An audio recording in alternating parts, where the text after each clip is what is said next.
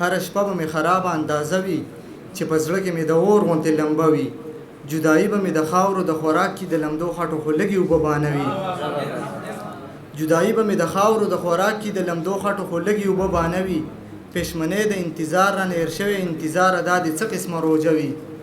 ستا خبرې راته ټولې را یادېږي چې مې چېرته د چینار لاندې دمه وي ملنګ جان چې کور کې ستا خبرې وکړي ملنګ جان ته د کور ټول خلک غوسه وي یو وړوکی شانتې نظم درته شریکوم صدر صاحب په اجازت باندې د نظم عنوان دی مونږ ځکه غلامان یو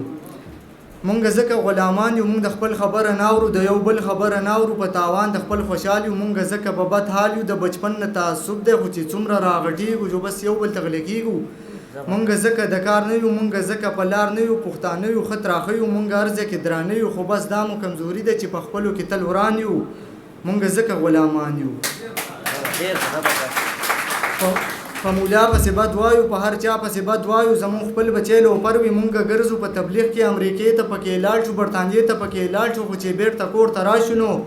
بچی مو کور کې نه وي چېرته تللی وي بهر وي یا به موړ وي یا نهر وي لنډه دا چې سم لوپر وي نیمه شپه چې کور ته راشي د سګرټو بوی ته خیجي بیا په دواړو سترګو جاړو وې زور له راغواړو چې پردیس ته کله لاړ شي هلته کار شي په روزګار شي زندګي ور په ورزار شي د پیسې درک یې نه وي د انې درک یې نه وي د ټکې درک یې نه وي رابطه چې کور ته وکړي نو په دواړو سترګو جاړو ته به وایې چې یتیمان یو مونږ ځکه غلامان یو د تعلیم څه قدر نشته د عالم څه قدر نشته بس څه بل شن معاشره ده رانتاویو دایره د مشرانه نه مړه کېږي او کشرانه نه غر کېږي